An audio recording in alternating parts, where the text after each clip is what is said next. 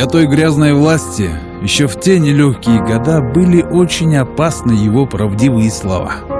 Но на своем стоял он до конца, не сломить его шакалом. На место ставит подлеца, он будет нашим идеалом. И наконец-то после стольких лет он нам укажет ориентир. Нас ждет достойный президент, и звать его Джапаров Садыр.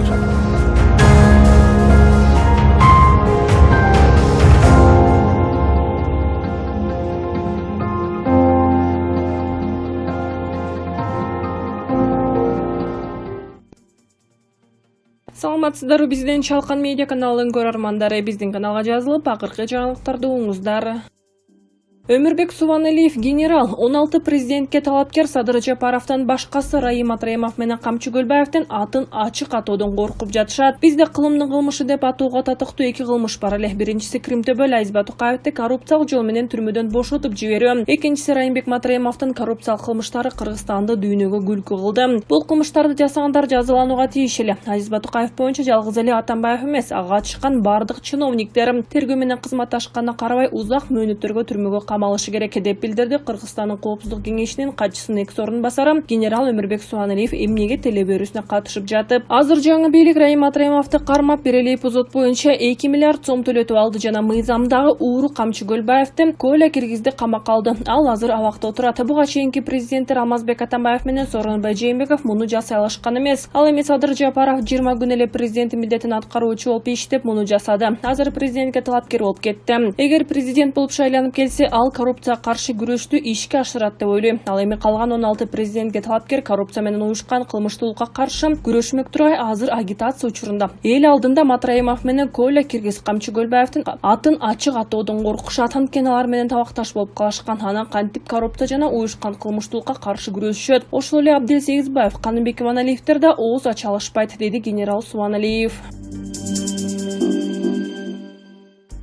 Жумушчу топ БШКга Садыр Жапаровга эскертүү берүүнү сунуштады. Борбордук шайлоо комиссиясынын үгүт иштерине көз салган жумушчу топ президентке талапкер Садыр Жапаровдун Каракол шаарындагы эл менен жолугушуусундагы театрлаштырылган көрсөтмөнү үгүт эрежесин бузду деп таап, расмий эскертүү берүү сунуштады. Сунуш Боршайкомдун жалпы жыйынында чечилет. Жумушчу топтун мүчөсү Семет Аманбековдун айтымында 2-январдагы отурумга талапкер Садыр Жапаровдун ыйгарым укуктуу өкүлү Александр Мощин да чакырылды. Мощин Жапаровдун жолугушуусундагы театрлаштырган көрсөтмөнү штаб эмес, жергиликтүү тургундар өздөрү уюштурган деп билдирген. Социалдык тармактарда президенттик жарышка катышуу үчүн өкмөт башчы кызматын тапшырган Садыр Жапаровдун жолугушууларынын биринде театрлаштырган көрсөтмө көрсөтүлдү деген сүрөт тарап кызуу талкууга жем таштаган. Үгүт мыйзамдарына ылайык талапкердин жолугушууларына театрлаштырган ар кандай шоуларга тыюу салынган. Талапкер 2 жолу үгүт эрежесин бузган учурда жарыштан четтетилет. Президенттик шайлоонун үгүт өнөктүгү 15-декабрда башталган. Мөөнөттөн мурда президенттик шайлоо 10-январда өтөт. Бул кызмат үчүн 17 талапкер ат салышып жатат. Анжелика Вефа борборунун жетекчиси Марат Назарбековго турмушка чыкты. Анжелика нике шакек тагынган сүрөтүн Instagram баракчасына жүктөп, кайрадан бирөө менен баш байлап жатканын тымызын жарыялады. Тез эле бул кабар интернет желесине тарап, бир катталуу чырчы айымды Вефа борборунун жетекчиси Марат Назарбеков менен Дубайдан көргөнүн жазып, чын эле экөө коомчулуктан жашырынып үйлөнүп жатканын жазып чыкты. Эске салсак, буга чейин да Марат Назарбеков менен жакын мамиледе экени тараган. Көп өтпөй Марат мырза жубайы менен эки башка жолго түшүп, Анжелика аялы тынчтык бербейтигин шылтоо менен суракка чейин чакырылып келген. Жел жүрбөсө чөптүн башы кыймылдабайт демекчи, бул ушактын чын бышыгы жакында ачыга чыгат деген ойдобуз. Шамурза Бөрүкулов президентке талапкер Бактыбек Калмаматов жиндикканага жатышы керекпи? Президентке талапкер Бактыбек Калмаматов жиндикканага жатышы керекпи? Мындай пикирин Шамурза Бөрүкулов өзүнүн социалдык баракчасына жазып чыкты. Эч кимге сөз бербеген ажаң катындай болгонунадан эмне Курманбектегидей Бакиевдин бешигин терметтиң беле? Тарбия көрбөгөн макулук, ушул турушуң менен кантип президент болом деп жулкунуп жатасың? 55 жаштан өткөндөрдү укпагыла дейсиң, кып-кызыл эле дөөдүр турбайсыңбы? Сенин оюң боюнча 55 жашка чыккан адам иштен калып, эч нерсеге жарабган крит болгон адам экен да. Каякта калат кыргыздын уулдарын сыйлаган, айтканын эки кылбай аткарган улубуздун салты. Сен ушул турушуңда өзүңдү чоңойткон атаңды да сыйлабайсың. Өпкөсү жок Пустослов. Улууларды сыйлабаган сендей президент жиндиканадагы жиндилерге эле керек. Болбосо кыргыз элине керегиң жок. Сен бир бүтүн элге президент эмес, айылда 10 адамга бригадир да боло албайсың. Ушул турушуңда өз агасын агалай албаган башка бирөөнүн эшигин сагалайт дегендей, өз жериңен чыккан Жээнбековду президенттик убагында тынбай жамандап келдиң. Эми сага Садыр Жапаров жакпай калдыбы? Атамбаевдин 6 жылында Текебаевдин байлап койгон итиндей болуп, азыркыдай аңкылдабай пысып жаттың эле. Жээнбековдун жуугуштугунан пайдаланып бир кулач тилиң жер шыпырып калды. Башың жуулган тооктой болуп калтаңдап өзүңдү токтото албай жинди чалыштарга окшоп жүргөнүңдүн себеби өткөндөгү парламенттик шайлоону сени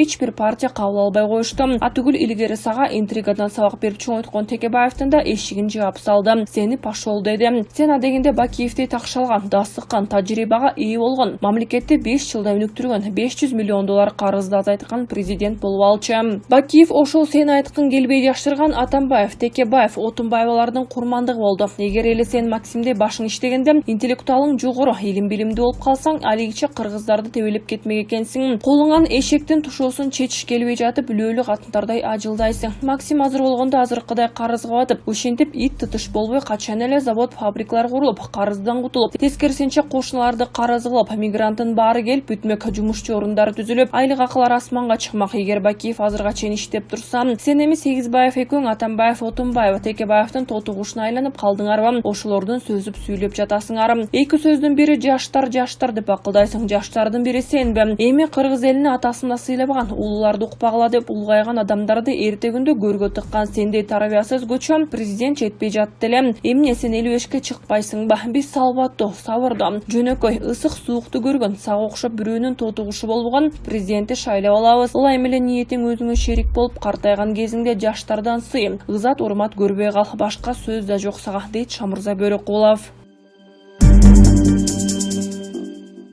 Бишкекте мыйзамдуулук үчүн деп аталган кезектеги жүрүш болду. Кыргызстандын жарандык активисттер жекшемби сайын Борбор шаарда өткөрүп келе жаткан нааразылык жүрүш 13 январда мурдагы эле темир жол бекетинен башталып, Эркиндик үлбак аркылуу өтүп, Борбордук Ала Тоо аянтына тынч аяктады. Жүрүшкө чыккандар мыйзамдуулук өлкө, референдумга жол жок деп ураан чакырып барышты. Ар жекшемби сайын ондогон адамдар топтолуп, Кыргызстандын бийликтеринен баш мыйзам, референдум, президенттик шайлоо, сөз эркиндиги сыяктуу маселелерде мыйзамдардын сакталышын талап кылып жатышат. 2020 жылдын 4 октябрындагы кезектеги парламенттик шайлоодон кийинки нааразылыктан жана элдик толкундоолордон улам өлкөдө бийлик алмашкан мөөнөтөн мурда президенттик шайлоо 10 январга белгиленди. Бул күнү шайлоо менен чогуу референдум өтөт. Анда кыргызстандык жарандар мамлекеттик башкаруу түрүндө тандашат. Жогорку кеңеш мамлекеттик башкаруунун түрүн аныктоо боюнча референдум өткөрүү жөнүндө мыйзам долбоорун шашылыш түрдө 10 декабрда 2 жана 3 окуудан кабыл алган. Долбоор парламенттин кароосуна оболу 9 декабрда коюлуп, ошол эле күнү 1 окуудан чукулуп өткөн. Парламенттеги айрым депутаттар жана укук адистери аталган мыйзам долбоор референдум тууралуу конституциялык мыйзамдарды буузуу менен талап кылынган жол жоболордон өткөрүлбөй туруп, бир кишинин кызыкчылыгы үчүн шашылыш жазылып, чукул кабыл алынды деп сымдап келишет. Айрым президентке талапкерлер өлкөдө парламенттик башкаруу түрү өзүн актай албай калды. Эми президенттик күчтүү бийлик керектешсе, аларды сындагандар Кыргызстанда чыныгы парламенттик башкаруу алигиче орноо элек. Авторитардык президенттик бийлик сот бийлиги менен мыйзам чыгаруу бийлигин мурдагыдай эле толугу менен көзөмөлдөп жатат деп талапкерлердин түзөбөгө чыккан ачык дебаттарында да билдирүүшүдө.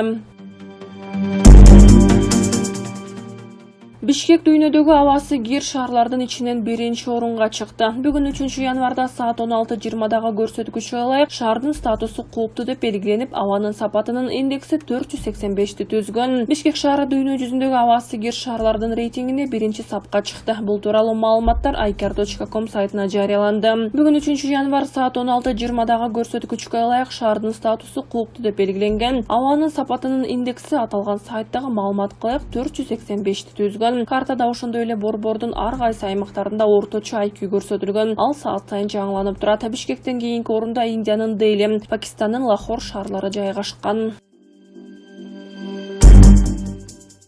Балбак Төлөбаев Бишкек шаарындагы мектептер качан ачыла тургандыгын айтты. 15 январдан баштап Бишкекте этап менен мектептерди ача баштайбыз. Бул тууралуу Балбак Төлөбаев билдирди. Эпидемиологиялык абал туруктуу болсо баш каладагы бардык бала бакчалар жана мектептер 2021-жылдын 1-февралына чейин ишин жанданта турганын айтты. Балким 15 январдан баштап жогорку класстын мектеп окуучулары окуй башташат, көрөбүз. Балким этап менен башка мектептерди ачабыз. Аймактарды карашыбыз керек. Англисте штамм жаштарга тийип жаткандыгын билесиңер. Биз өтө этият болушубуз керек деп түндүрдү ал. Жыйынтыгында Төлөбаев кошумчалагандай, учурда вице-мэр Айжан Чыныбаева билим берүү мекемелерин ачуу маселеси боюнча эпидемиологдор жана саламаттыкты сактоо министрлиги менен биргеликте иштеп жатат.